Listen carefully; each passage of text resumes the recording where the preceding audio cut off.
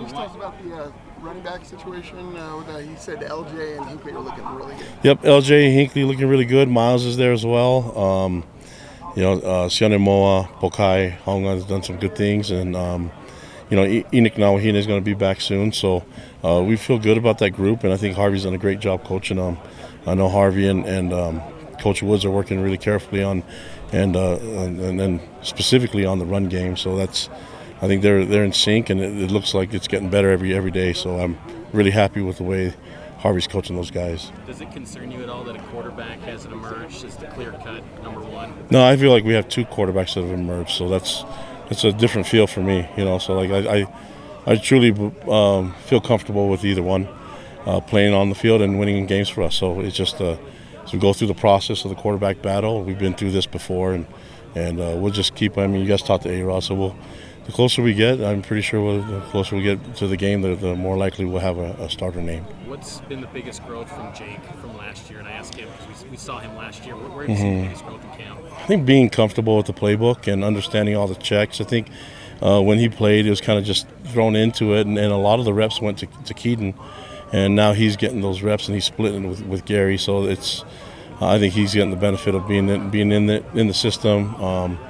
Even last year, he was kind of a little banged up and wasn't completely healthy during the off season, and so having him being healthy and just kind of being through it already. This isn't his first fall camp, so I think he's being a lot more comfortable with the playbook, with the offense, with his role, and I think it's just an easy transition for him being here and ran a similar offense, but that was run by Jeff Grimes, and so I think those guys have a lot of they're very familiar with the offense, and I think it's working really well for us in the fall camp. You've noted a couple times that you've been through this before with quarterback battles. Some of your best teams have been in seasons where you had a fall camp quarterback battle. What is it you feel like the components that bring a team together through a quarterback battle that has kind of been a successful thing for you guys in the past? Yeah, I think when all the quarterbacks have success, it's a great motivator, but when they're also competing against each other, and when they have this a really cool culture in there of helping each other, I know that Gary and Jake are competing for the starting spot, but they're also helping each other and coaching each other. So that's a good sign, and that's really who they are as people, So I think we have the benefit of having great young men compete for those spots, and the team responds the right way to those guys. So we feel really good about the way that they've competed and the progress we've seen from practice 1 to now, and especially after the scrimmage, I think we're in a really good spot right now. What are some other position battles that haven't been maybe tightened up yet as you get closer to game? Probably safety. I think the linebacker will be more of the rotation on what we're going to do, and then some of the corners as well. I think we have a lot of players that can play. It's just a matter of who's going to be in the rotation and different packages. D-line, I think we kind of have an idea of what we're doing with the front. And then on the offensive side, it's obviously the right guard position. I feel like there's two really good candidates there, and tight end, it's always just because there's so many capable bodies there. We've been able to use quite a few tight ends in rotation, but I know Coach Gilbride and A-Rod will have that figured out. But it's just not. We're not looking for talent now. We have it here.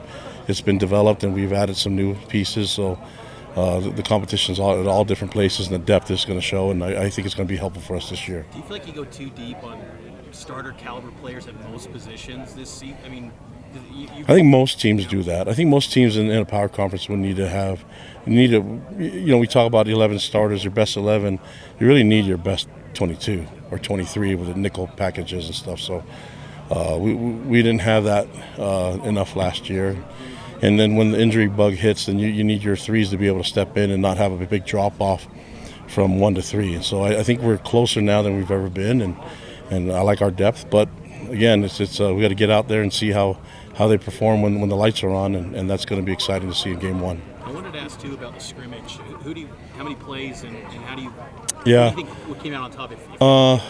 Ran 120 plays, 70 live, 50 at thud tempo, and then 30 snaps of special teams. So overall, over 150 snaps, and it was a long day. Guys' legs, we tested them and kind of put them through a little bit of a.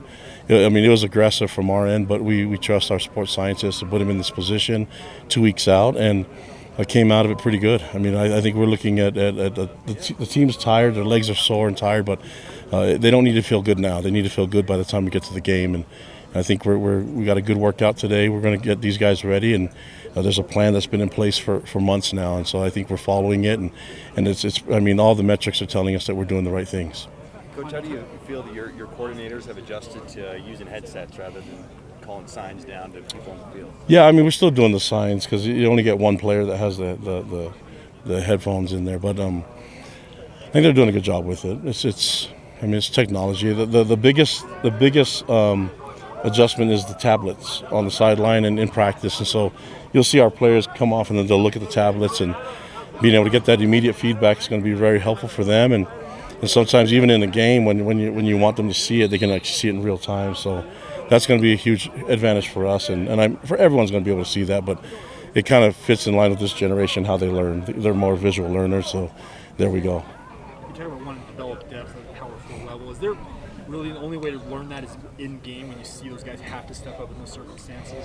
Well, I mean, or guys that have played in games, and for us, it's guys that are used to our system, used to our playbook. I think when you look at offense and defense, we put so much already out there and we put it on film.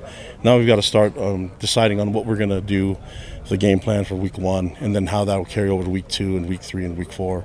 And so now as we start putting that plan together, we can kind of hone in on a little bit on what these guys right now they've learned everything. So it's really an open playbook. When we did our scrimmage, I mean, you're going from play that we did in day 1 install to practice number 7 install, and these guys have to be fresh on all of it. And they did a great job in terms of the assignment, the alignments, and the technique. So the grades are really good.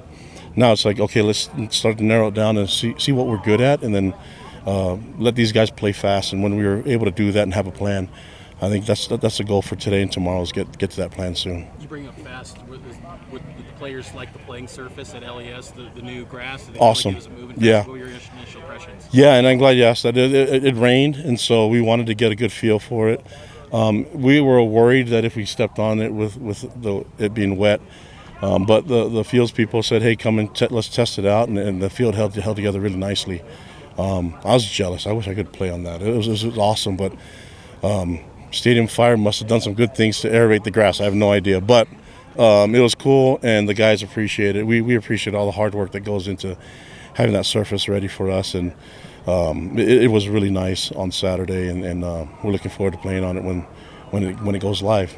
I wanted to ask you about T.J. Woods and Kevin. You've had them here during the spring and everything. How did you get towards the end of your first full fall camp with them?